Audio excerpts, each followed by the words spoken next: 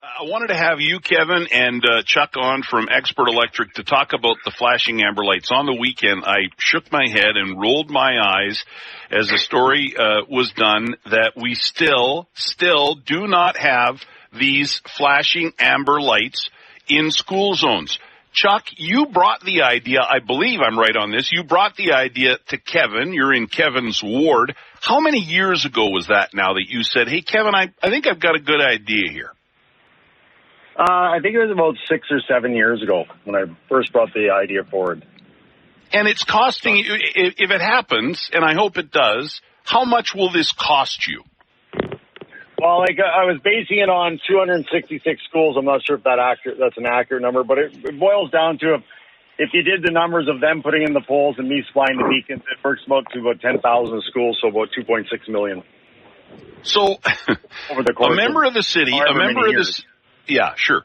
Over whatever years. So a member of the city, one of your constituents, one of the residents in your ward, Kevin, comes forward and says, I got a good idea, and I think most people agree it's a good idea. And he's going to, oh, by the way, I'm going to pay for it, $2.6 million. And here we are 6 or 7 years later, Kevin, and it's still not happening. This is shameful. It is embarrassing. I agree with you 100%. Now, to be clear, I've only been in office for 3 years. Chuck has tried to work with the city prior to my time. When he told me about it, I did the same thing you did. I shook my head, I rolled my eyes, and I said to Chuck, that is nonsense. Let's push this through. And it was an uphill battle. I think I moved it twice, because the first time it got rejected, and I think also the second time. Third time it went through, and then they made changes to it. And it has been one of those things that I think for whatever reason, they don't want to do. Do you get that sense, Chuck, that this is just something that the city does not want to do? I realize we're coming off a pandemic. But is that the feeling that you get too? I mean, I would take my money and go away.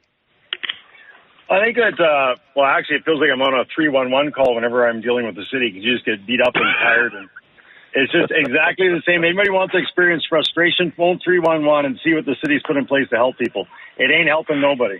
But I think Kevin's got it right. The city has to be accountable for its actions. Like, I'm a business owner and I'm accountable to my customers. I open and close permits. I have to act in good faith. And the city is a business. That has to be accountable for its obligations and give the customers and parents a modern, safe infrastructure within budget. But that also includes a safe school zone, right? Like, that's part of being a modern infrastructure, especially when it's every city in Canada has these beacons except for Winnipeg. So, sometimes it makes me think that really it's not about the safety of children at all. It's all about revenue. And that's a very sad statement, because it shouldn't be about revenue at all. It should totally be about the safety of the children.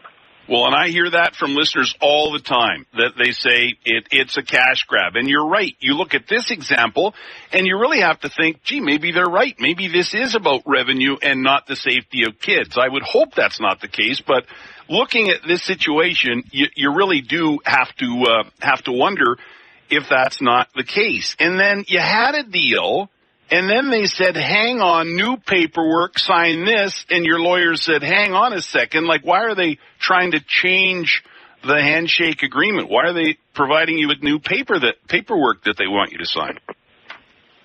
I'm not really sure of that one, and I really think, back when we were, last year when we hung our first set of beacons, if they were really going to be acting in good faith, they had a list of 10 schools. And they would have probably put up polls at a couple more schools for we could carry on putting up beacons, because obviously we were going to be doing them every month. But as soon as I realized there was no more polls and all of a sudden this new contract came out, I realized they ain't operating in good faith. They had no intention of going further forward. It was just put one up, the people think that it's happened, everybody goes away, and the city carries on, right? And I'm hoping that people reach out to their city councilors and everything else and make enough fuss that the city has to deal with it. Yeah, that's why I wanted to have you on today. I realized this story was, on the air on the weekend, but I think over the weekend some people tune out a bit, and I wanted to have you back and talk about this. And so, Chuck, listen, I'm sorry that you're being treated this way. Here's how I want to end this, Kevin. Here's my concern. The next time somebody has a good idea, or wants to do something like this. This is an incredibly generous offer from Chuck. Not everybody is going to offer to pay for a good idea like this. But even people that have good ideas, you know what, Kevin? They're going to say, why bother? This guy came up with a great idea. Other cities are doing it. We should do it. He's offering to pay for it, and this is how he's being treated. I agree with you 100%, Hal, and it does get back to the accountability. City Council voted. We got a decision, a positive decision to put those lights in. Why or how can the public service say, we don't want to do that? If City Council gave the direction, who's in charge? You elect city councilors to make decisions. We made the decision that we wanted those lights in. Now, how can the public service say no, and why? Why is there no mechanism at city council to follow up on this? I had to follow up. I called Chuck and said to Chuck, why aren't you putting up lights? And then I talked to him about his issue, and I've tried talking to others at the city.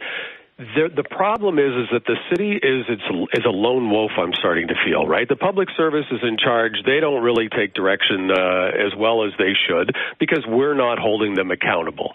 And that's what has to change. When we make a decision, we want flashing amber lights up, we don't mean we want them up by the time 2050 rolls around. We want them up now. You're going to do one a month from this period going forward until all the schools are done. That should have been done the day it was decided, within a month. It should have been happening, but it doesn't happen. And nobody on council will fight it. So please follow Chuck's advice. Call your councillor, call the mayor's office and say, enough is enough. Let's get to work here. You said yes, get them up. Kevin, thanks a lot. Go ahead, Chuck. The city's so multi-layered. Like, they had my email, they had my phone number. There's no way they can say I can't be in contact because all they have to do is reach out and give me direction, but there's zero response from the city. Every time you do anything with them, you're hitting a brick wall because you don't know who you're talking to or if they're ever going to get back to you, and it keeps changing from one to the next to the next. So, we've been really working with Kevin a lot, and Kevin said he's going to help us with the direction of this, and I really thank Kevin for that because that's what we need. We need an inside person who can make them accountable because otherwise, if you're just a standard citizen or a business owner, you all know the frustration we feel when it comes to the city. It is painful. It's brutal. And no citizen should be treated like that from the city hall. No, especially not one that comes forward with a good idea and is willing to pay over $2.5 million to make it happen. Chuck, I know you're very successful with Expert Electric. Chuck, you need to run for council. That's what you need to do. But even if you decide not to do that, I understand why you would decide not to do that. But let me just tell you this. Chuck Lewis at Expert Electric, you are a good Winnipegger. Thank you. Take care, guys. Kevin Klein, thanks a lot. He lives in my ward, Hal. He lives in my ward. Yeah. We don't need more okay, sorry about that, Kevin. Well, you should be running for mayor anyhow. I don't know why you haven't said that already. Okay, that's enough. I've said enough. Right. We got to take a break. Kevin, thank you. Chuck, thank you. Kevin Klein, Councillor, Charleswood, Tuxedo, Westwood, and Chuck Lewis, owner of Expert Electric. This is frustrating. I just do not get this. I don't understand this.